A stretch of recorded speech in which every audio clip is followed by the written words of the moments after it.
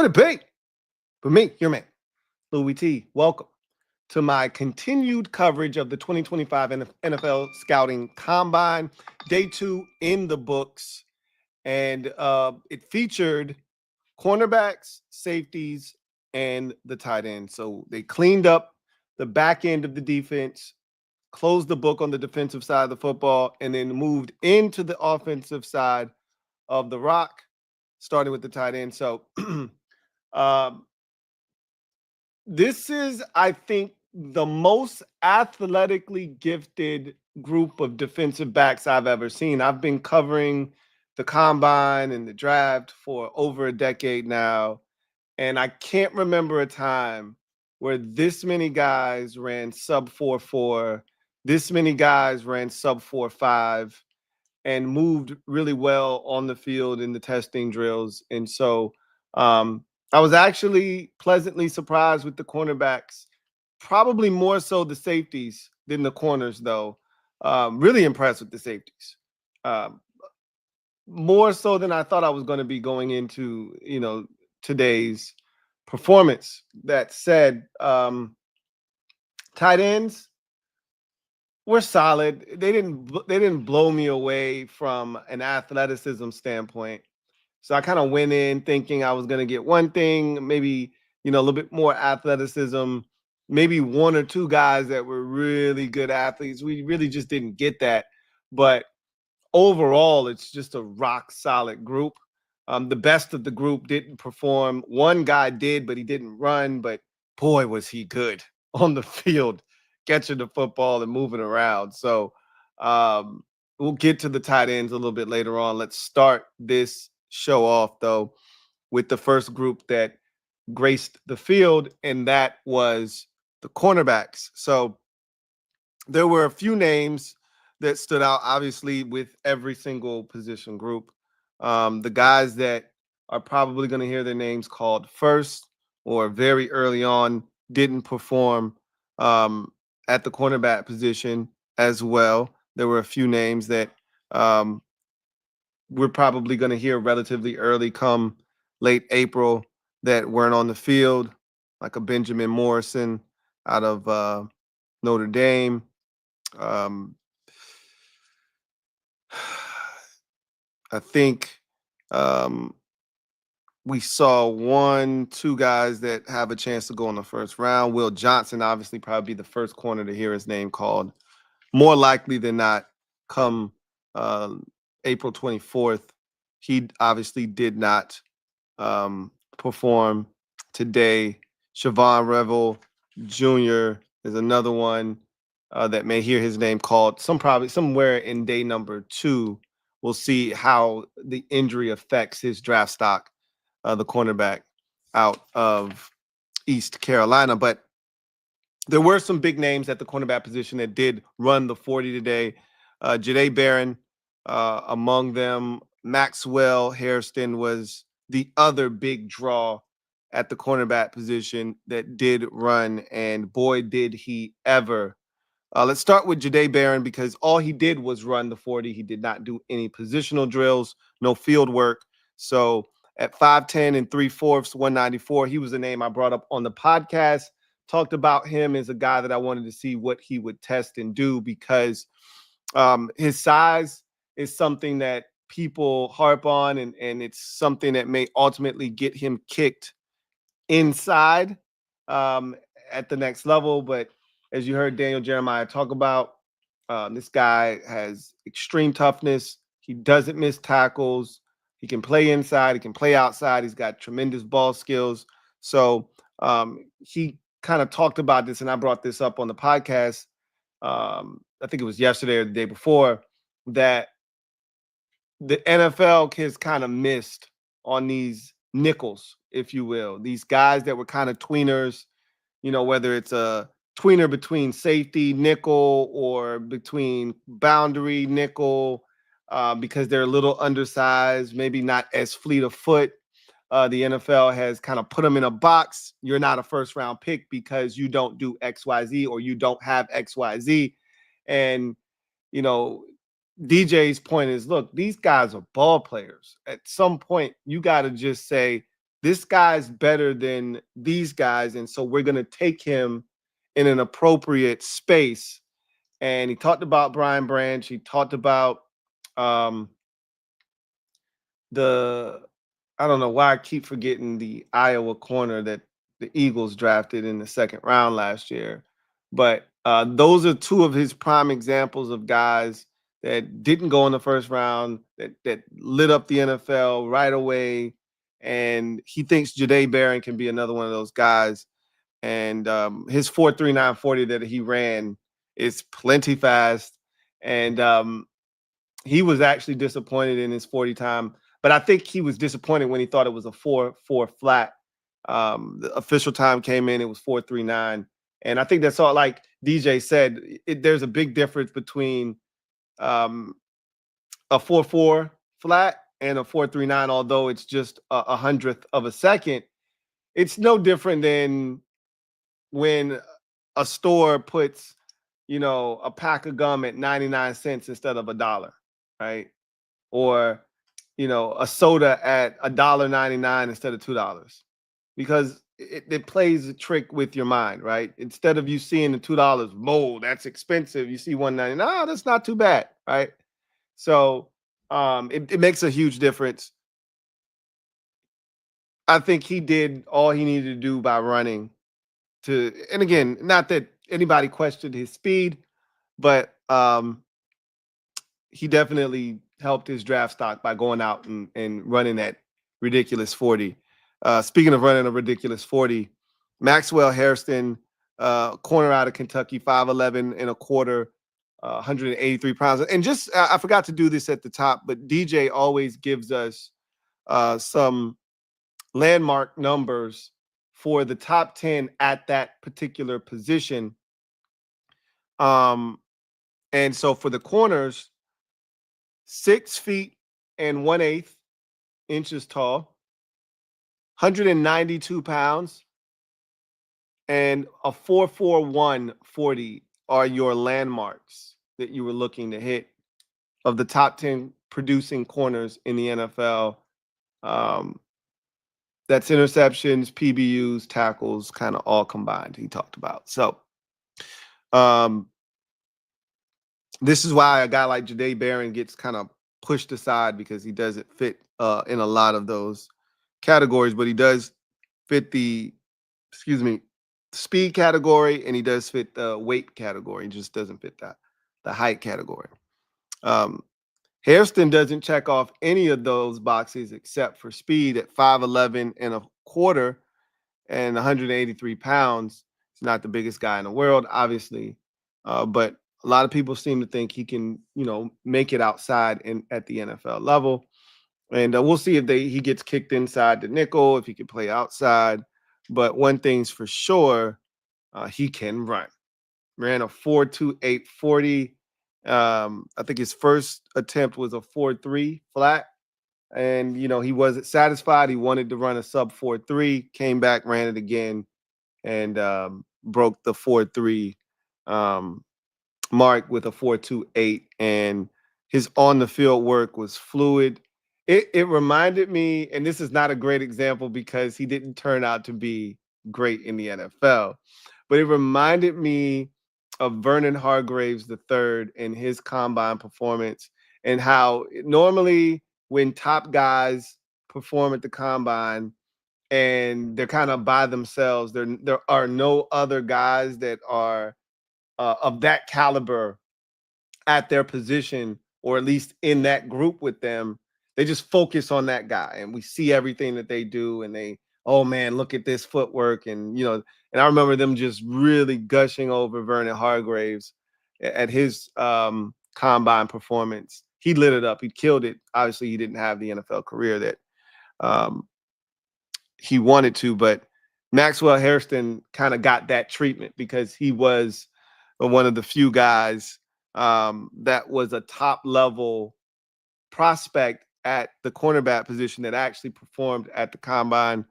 And he was fluid, thought he caught the ball well. He change of direction was awesome.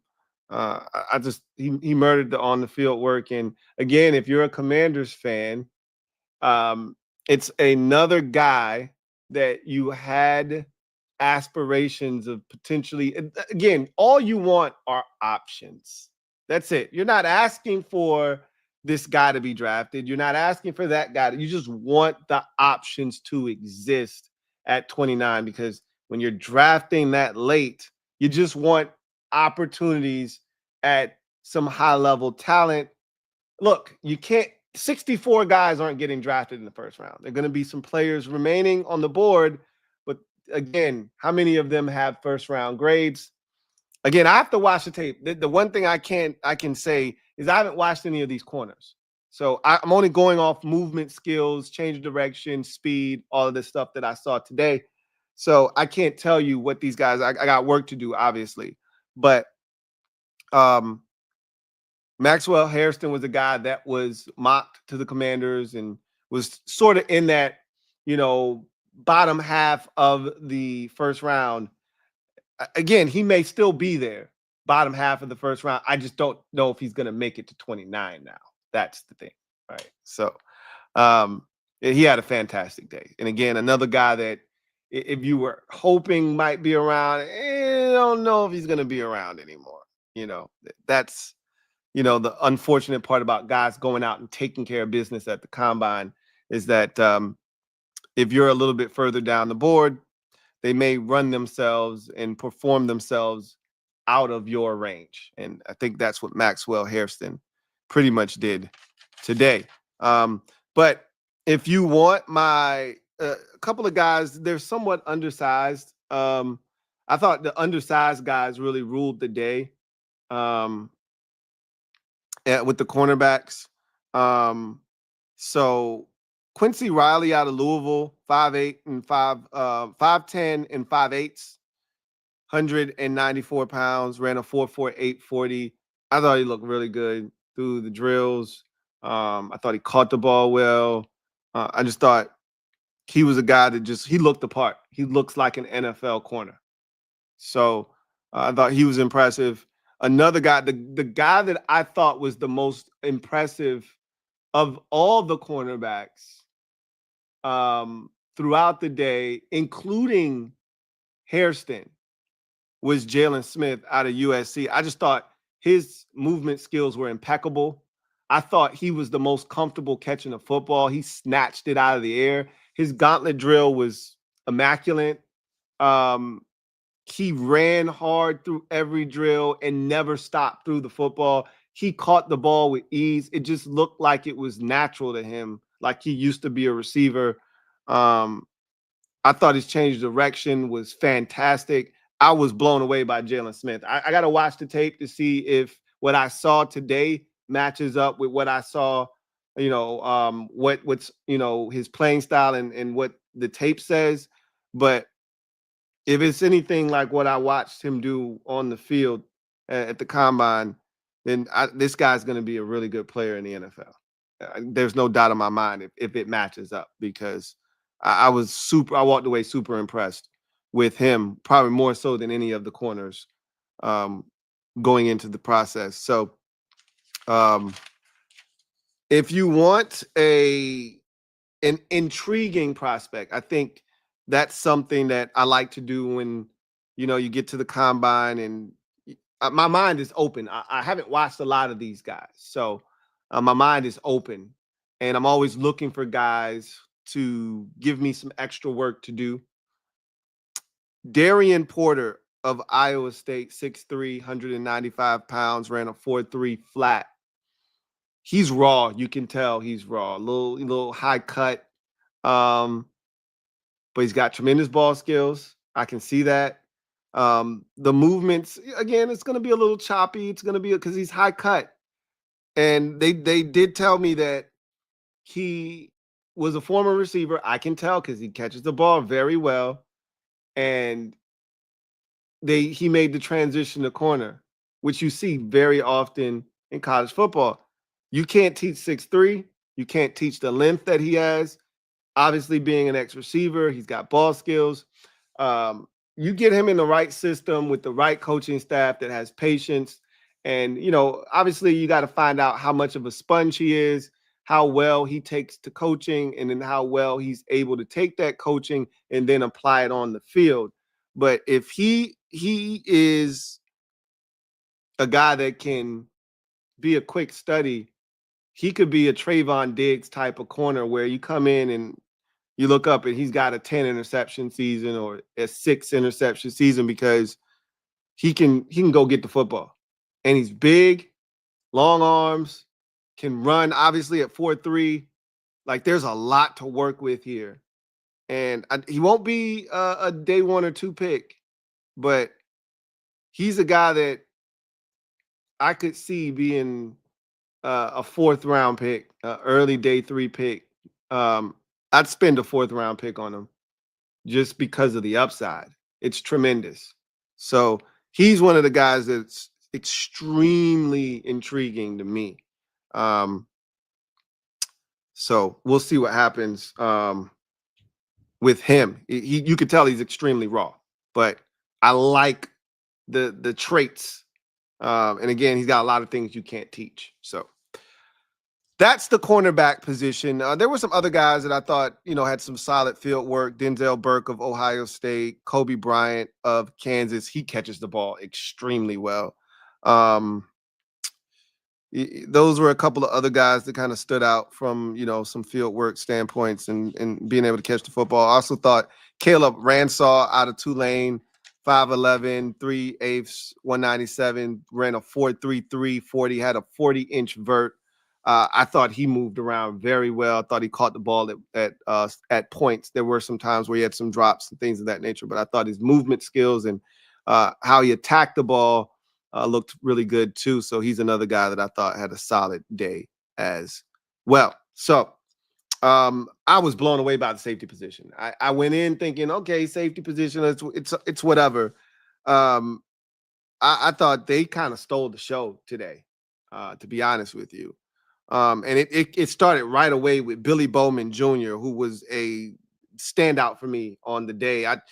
I'll put him up there with anybody that you want to talk about having. And I thought of the corners, Jalen Smith had the best day.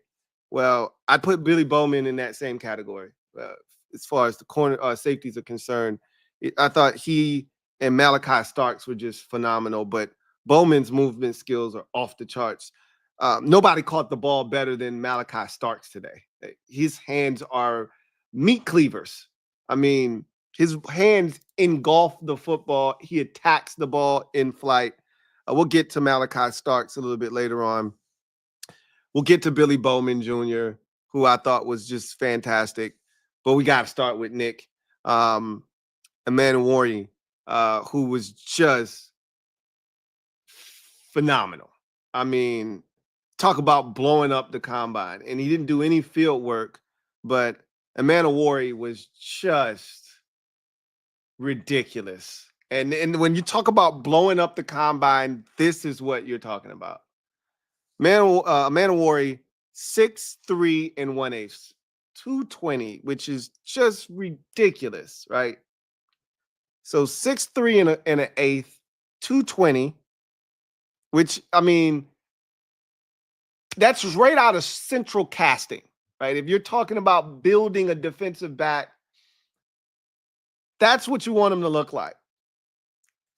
Then you add to the fact that he ran a 4.38, which is stupid for a safety. Hell, that's great for a corner, no less a damn safety. And just so we're clear on what the landmarks are for the safety position, 5'11" and 5/8, 196 pounds, 4.5, 4.40. This man is 6'3" and an eighth, 220. So he annihilates the landmarks for the top 10 safeties in the NFL. And the 4.5, 4.40, are you kidding me? He ran a 4.38, okay? But I'm not done yet. The man jumped 43 inches on the vert, which is, that's an NBA vert. What are we doing? What are we talking about right now? That's stupid for a 6'3", 220 safety? What? And then, again, if he's going to jump that high on the vert, you expect the broad to be stupid, and it was 11.6, so that was just insane as well. So He didn't do any field work. He didn't need to do anything after that. The tape and then that athleticism speaks for itself. Again, another guy that was supposed to be there. And again, the Commanders weren't taking a safety. I don't think they were. I can't say what they would have done had he been on the board. He's not going to be on the board now. Not after this performance. He's gone. Again, another option not available at the back end of the first round. And so what Nick Emmanwori effectively has done is he's put himself in the conversation to be the first safety taken off the board, because there was a conversation that could be had about Xavier Watts or even Malachi Starks. You know, there was a real conversation that you could have, and depending on who you ask, you know, beauty's in the eye of the beholder. That's dead now. He's going to be the first safety taken, in my estimation. Yikes. Okay. Wow. Zers. All right. I mean, damn. That was eye-popping. His performance was eye-popping. Billy Bowman Jr., let's get to him, because at 5'10", 192, he ran a 4.42. I just thought he was phenomenal, man. I just thought he was lightning quick. His change of direction was outstanding. I thought he caught the ball really well.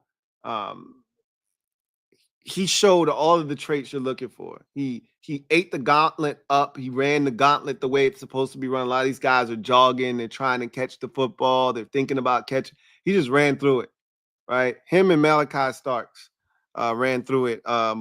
Billy Bowman Jr., I thought he helped himself. I don't know where he was projected to be drafted. I felt like going into this thing, he probably was a second-round pick. He was a day 2 pick, regardless, second or third. But it felt like he would be somewhere in that second-round range. I think he cemented that with this performance. I could see someone loving him enough to take him late first, but he feels like an early second-round pick now. He's a second-round pick for sure after the performance he turned in, and he's got good tape from what I've been told. I haven't watched a lot of these safeties. Only a few guys I've taken a peek at or watched them play during the college football season and kind of know and are familiar with their work.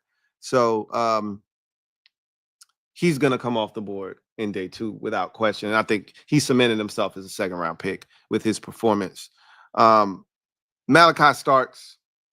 I thought the safeties who were promoted as among the best that performed, they showed exactly why they were cut above the rest. Bowman is in that group. Emmanwori is in that group. Obviously, Malachi Starks is in that group, and they all balled. Malachi Starks, I thought 6'1", 197, ran a 4.5 flat, so he checks every single box. From a height, weight, and speed perspective. His ball skills were unmatched on the day. Other than Mason Taylor, I don't think anybody caught the ball better today than Malachi Starks and Jalen Smith. Those two in particular caught it really well for defensive backs. But Malachi Starks he was on another level. He was going up attack. We've seen some of the interceptions, right? I remember the Clemson one very vividly, watching that game, first game of the season, and he just goes up, climbs up. I'm like, whoo, that's a hell of a play. I thought he was a corner with the kind of body control and the high pointing of the football. I thought he was a corner when I saw that play being made. Did not even know at the time that he was safety, because that's such an athletic play that he made there. And he did it again against Oregon, or had done it the year before against Oregon. So that's not new to him. That's something that he does on a regular basis. And he actually did that twice during drills where he had to go track the football down, and he went up and got it, kind of contorted his body to do it. Ran the gauntlet. The change of direction was clean. It was crisp. He moved really well. And somebody's going to get themselves, like, these Georgia DBs, man. Last year we saw the corner for the Texans took in the second round, come in and absolutely tear it up. Oh man, I'm trying to think of his name. It starts with a K. Lassiter. Lassiter. I think it's Lassiter. I think his first name starts with a K, I think. But he killed it for the Texans last year at the cornerback position. And I think Malachi Starks is going to come in. And just similar to what the USC safety was for the Texans last year as a rookie, I think Malachi Starks could be that for somebody. He's not as fast as that safety, but he's got just as good of ball skills as he did. And man, he was super impressive today. That is for certain. And I thought overall, as a group, this was a solid group of safeties, man. I thought they all ran well. They tested well, just like the corners. Like I said, it was a really strong group of defensive backs in general. So I thought it was a really good group overall. And a little bit better than what I gave them credit for. And we didn't even see a guy like Kevin Winston Jr., who I also think is going to ultimately go day 2 out of Penn State, 6'1.5", 215. So, and obviously you didn't see Xavier Watts, who, we'll hear his name called possibly day 1, no later than round 2. So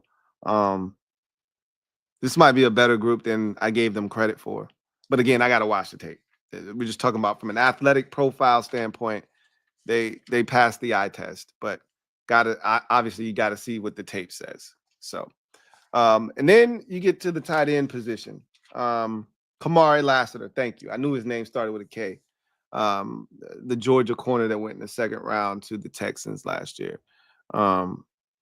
Starks looks like he's gonna kind of continue on tradition there because he looks the part. The tight ends were one of the main attractions of day 2. It's a deep group. Obviously, none of the big names that you came to see were out on the field running the 40, but we did get to see Mason Taylor. He was a treat. We'll talk about him in a second, but overall, this was not a very athletic group. And what I think I'm realizing with the group this year is they're not super athletic from a dynamic athletics profile, right? They don't have there is no 4.58 tight end this year, right? Colson Loveland would be that guy because I don't even think Tyler Warren's gonna run that fast, right? He strikes me as a 4.6 guy, like a 4.62, 4.64, something like that. But Loveland is the one guy that probably could run a 4.55 or something like that, and it wouldn't shock me. I don't think Elijah Arroyo out of Miami is going to do that, right? He's probably going to run a 4.7 just like the rest of these dudes, and that's what I kind of figured out today. Like, okay, the athletic profile isn't as dynamic as it was last year or even the year prior, right? Where you saw these tight ends and they're running 4.5s and they're running low 4.6s. That's not what this is. But from a blocking standpoint, this is a much better group. From a physicality standpoint, like attacking the football, being able to box guys out. I think you see some of that with this group. But I'm going to be honest with you. I wasn't as impressed as I thought I was going to be with this group. Now, again, you put the tape on, and I'm pretty sure these dudes are kicking ass. And that's all that matters. I think of all of the positions that you see at the combine, the most misleading position is tight end because they're one of those positions you really don't truly get to evaluate them until the pads go on, and then you can see them, be physical in the run game, run away from linebackers, separate with size, that sort of thing. Run up the seam, separate, bend somebody and break them off and get to the corner. Then you get to see them kind of do some of the things that they're capable of doing. It's hard to really evaluate that in t-shirt shorts. So, while a 4.7 doesn't wow you, a 4.71 or a 4.74 doesn't wow you, some of the best tight ends we've watched play over the last 15 to 20 years, they weren't running 4.6s, folks, right? They weren't running 4.5s. They were running 4.7s, okay? And in some instances, 4.8s. But here are the numbers and the benchmarks for the top 10 tight ends. And this number, the 40 number in particular, is somewhat skewed because there are outlier guys that ran 4.52, right? Your George Kittles, those guys that ran extremely fast, they bring that number down for the guys that ran a 4.7, like can't even say Kelsey because Kelsey ran a 4.62, I believe. But he's not running that anymore. Trevor Kelsey isn't running a 4.6 anymore, right? Probably a 4.75 tight end at this juncture of his career, if that, right? So I don't remember what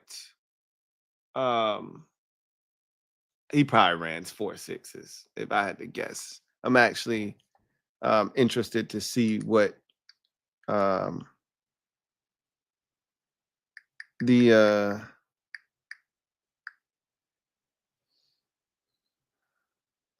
Lions tight end Sam Laporta ran at the combine. I bet you he ran a 4.6 something.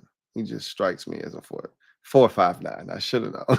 like I knew it because he's really athletic. And so it's guys like him that are going to drag that 40 time down, because not a lot of guys are running 4.59s or 4.62s. The number is 4.61, 40 on the average of the top 10 tight ends. But again, you got guys like Hunter.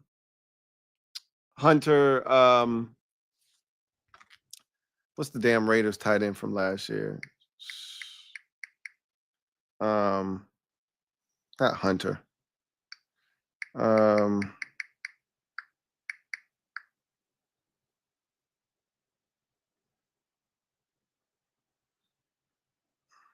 Brock Bowers. Like, you got guys like Brock Bowers who probably, I don't know what he ran, but we know Brock Bowers is probably running 4.5 something. So, and Jonnu Smith was probably a top 10 tight end last year. Jonnu Smith is a 5.1 guy. I think I remember him running at his combine. So anyway, I said all of that to say this. This wasn't the most athletically gifted group of tight ends, but I think they can be really effective in the NFL. That said, I just thought overall it was a solid group. I was disappointed in some of these guys' athletic profile, like Gunnar Helm. I thought he would run faster than that. Like, even DJ was like, whoa. Like, he ran a 4.92 on his first run. And I was like, what the is that shit? What am I supposed to do with that? Can't get jiggy with this shit.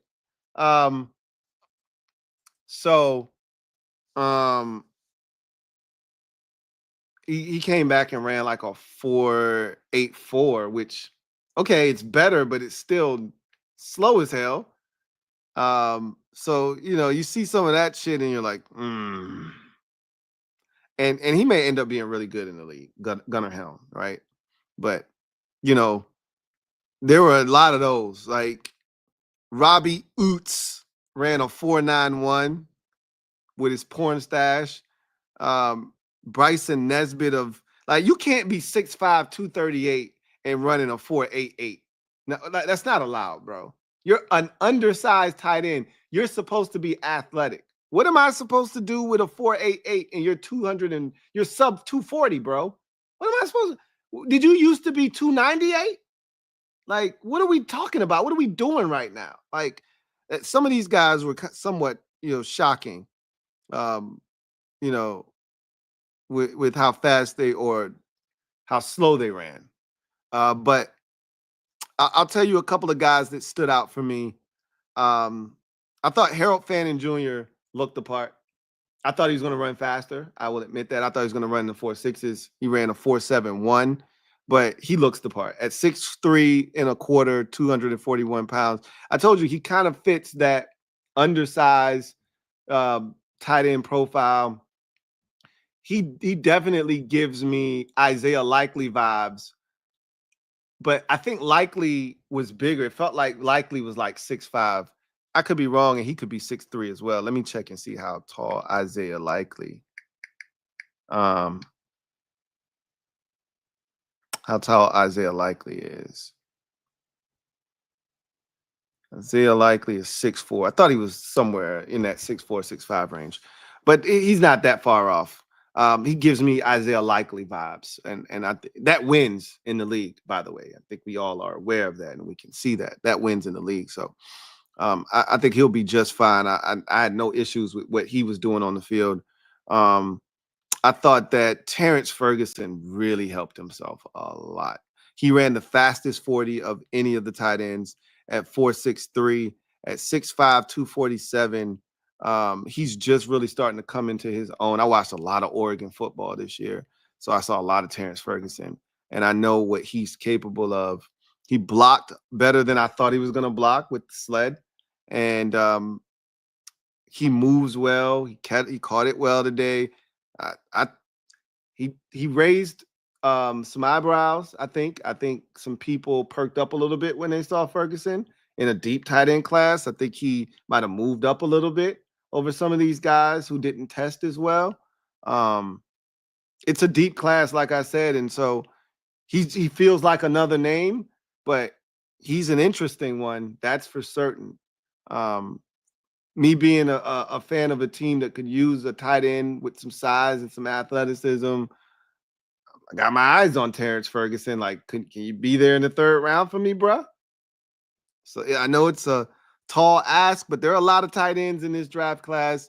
Hopefully enough of them go off the board that allow him to stay around till around the third round, or when the Commanders have a little bit more flexibility with what needs to be done. But I thought Ferguson helped himself a lot today. He was really good. Thomas Fadone, the second out of Nebraska, 6'5", 243. I thought he moved well. I thought he caught it really well. Ran a 4.7 flat. So he's another guy that's kind of under the radar. Again, I got a lot of work to do with these tight ends. I was a little disappointed in Gavin Bartholomew and Jake Brennenstuhl out of Clemson. I thought they would test better, and I thought they would look better on the field. I wasn't really blown away by either one of them or their movement skills. They caught the ball fine, just fine. I thought, though, the crown jewel of and let me mention Joshua Simon of South Carolina, 6'4", 239, a little undersized, obviously, but ran a 4.65 40. Athletically, he looks the part, and he's a guy that I think you got to keep an eye on, as someone that could develop and end up being a little bit better than you may think out of this group of tight ends. Thought his on the field work left me intrigued. Like, I always try to give you a guy that I'm intrigued by. He would be the guy out of this group of tight ends him and CJ Dupree. Those are the two guys where I'm like, interesting, right? Dupree, 6'5", 256, ran a 4.69 40. He's another guy that's very interesting to me. So, but the guy that was the crown jewel of this group and who stole the show was Mason Taylor. God, he looks fluid and he looked good. 6'5", 251, did not run a 40, don't care. I don't know what he's ultimately going to run if he even decides to run a 40. At this point, I don't care. He looked so good out there catching the football. I think he might have completed the best gauntlet drill I've ever seen in my life. he stayed right down that line as straight as you can humanly possibly do it, and caught everything. And it's as clean a a performance catching a football in terms of, running the routes, coming out of your break, as I've seen at the combine, of the tight end position. Um, he looks the part of a pass catching menace, someone that's going to come in the league and can get you 70 grabs in his rookie season. He won't be Brock Bowers, right?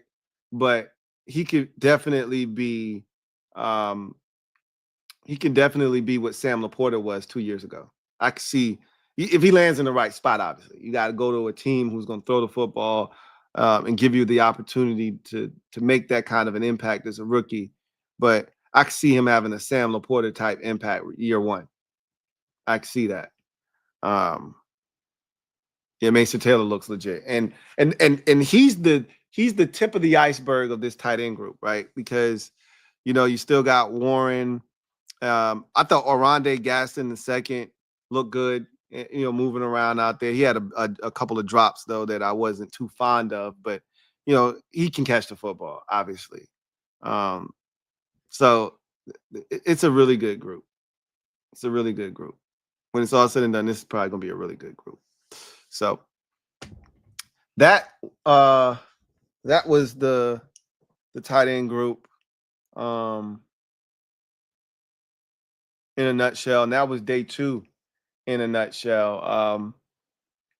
Tight ends, I probably put a little bit too much expectation. And then again, I thought I was going to see Colston Loveland. He had a sling on his arm. So I didn't even know. Maybe he just had surgery. I don't know what he's nursing over there, but I thought I was going to see Loveland. I knew I wasn't going to see Tyler Warren. I did know, we already knew that. I don't know how I missed Loveland wasn't going to do anything and wasn't capable of doing anything. So, but between Warren, Loveland, and Taylor, I mean, just those 3 alone makes this a tremendous tight end group. And then there are going to be other guys that fill in the gaps, like Harold Fannin Jr., like Terrence Ferguson.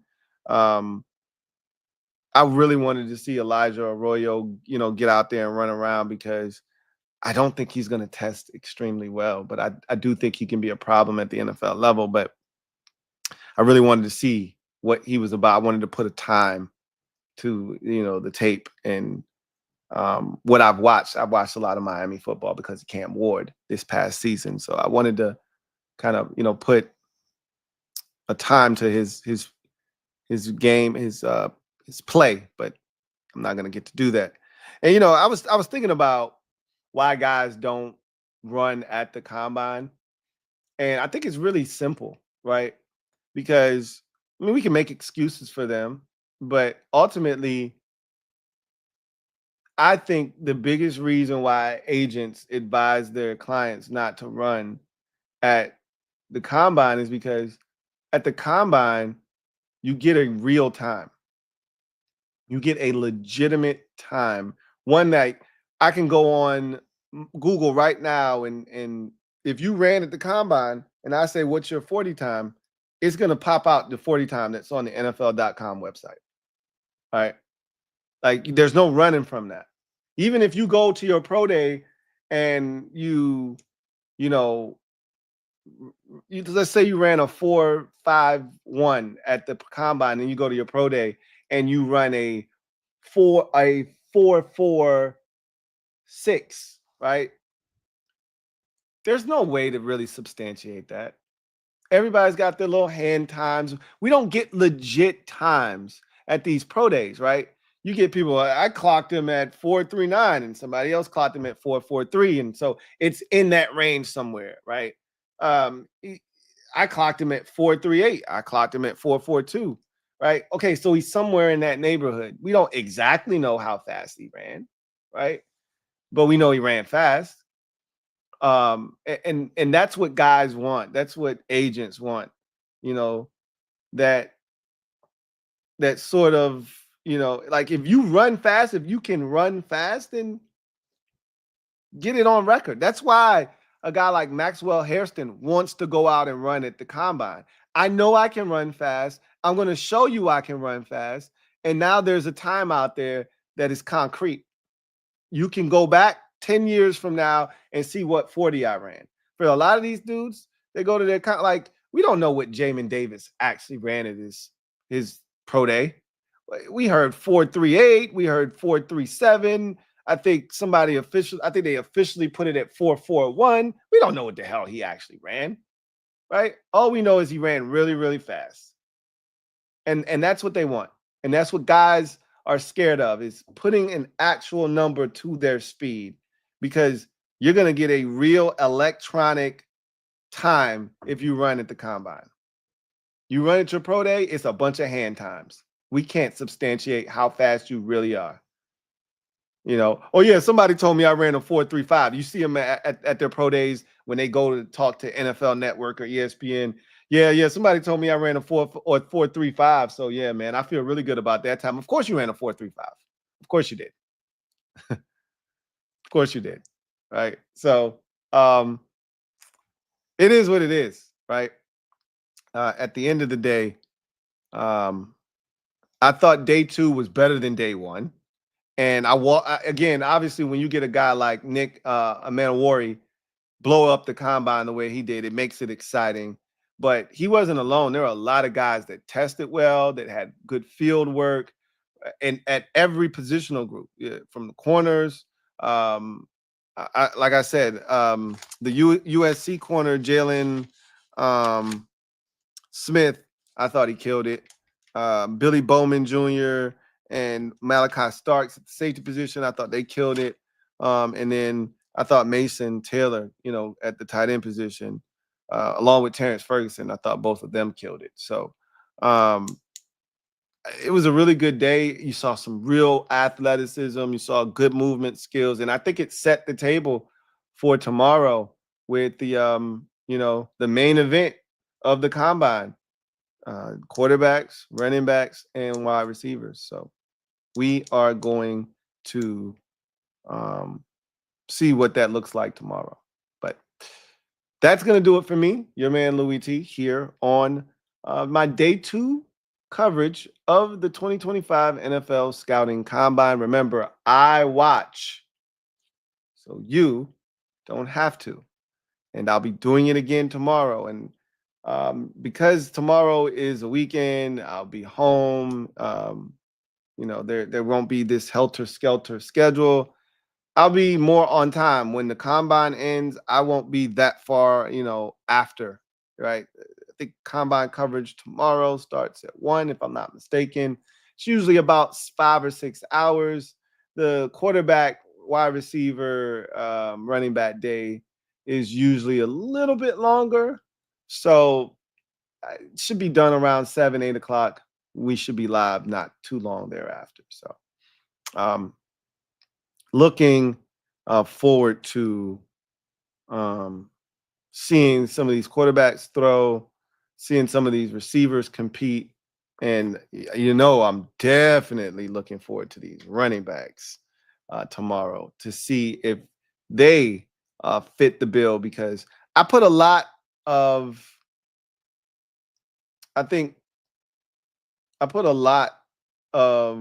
expectation on this tight end group from an athletic standpoint that they did not live up to. Okay. Thought they would test a little bit better from an athletic standpoint, but they didn't. But that doesn't mean this isn't a really good group. Clearly, it's a deep group. And this is the conversation we had about this draft overall. And I think this tight end position is a microcosm of this draft. We talked about it's not filled with a ton of top end talent.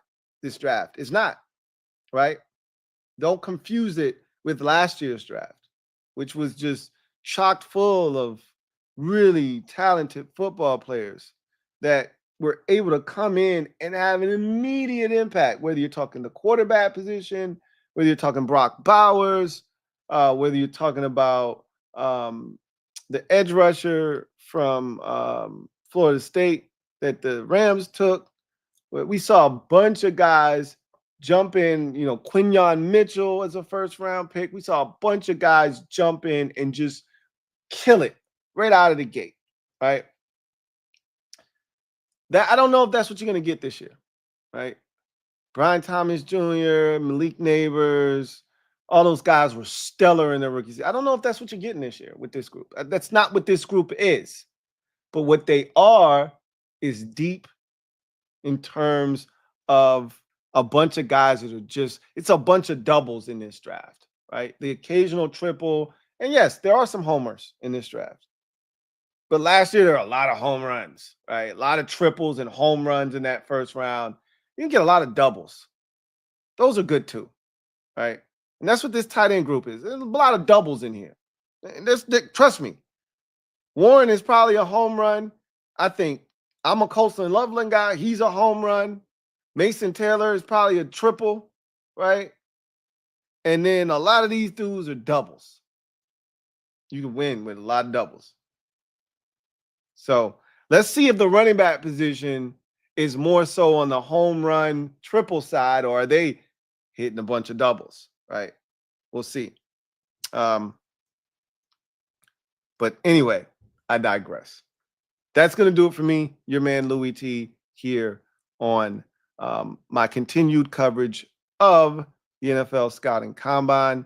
I look forward to chopping it up with you guys tomorrow. Big day, the biggest day that the NFL Scouting Combine has to offer. Day 3, Saturday, always features quarterbacks, running backs, receivers. We'll see those guys in action tomorrow. Before we get out of here, just wanted to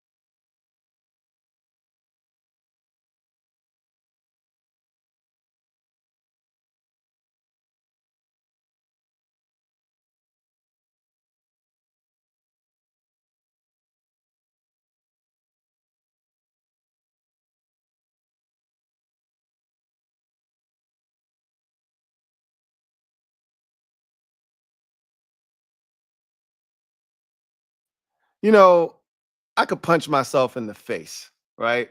Because I literally asked myself, I said, I wonder if they can hear me because I took myself off the screen. They can still hear me, right? And I just instead of me checking to see if you could hear me, I just started talking and talking and talking and talking. And then after I got all the way to the end of my spiel, I looked down and then like, I wonder if he knows they can't hear me.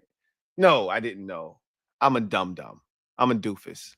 Anyway, um, so really quickly, BetUS. This stream is brought to you by BetUS Sportsbook and Casino. As I talked about before, you got the sportsbook, you got the casino here, live betting, race book. I mean, anything you can think of, it's up here, right? College basketball, March Madness, literally right around the corner. The calendar has turned to the month of March. By the time you've watched this video, just click on this basketball tab and drops down March Madness, college basketball, anything you can think of, you can bet on it here. I keep it simple, but everything's here. You know, martial arts, hell, you can even bet on darts or cricket or esports. You name it, you can bet on it. But I'm a simple man. Here's football. This is my lane right here.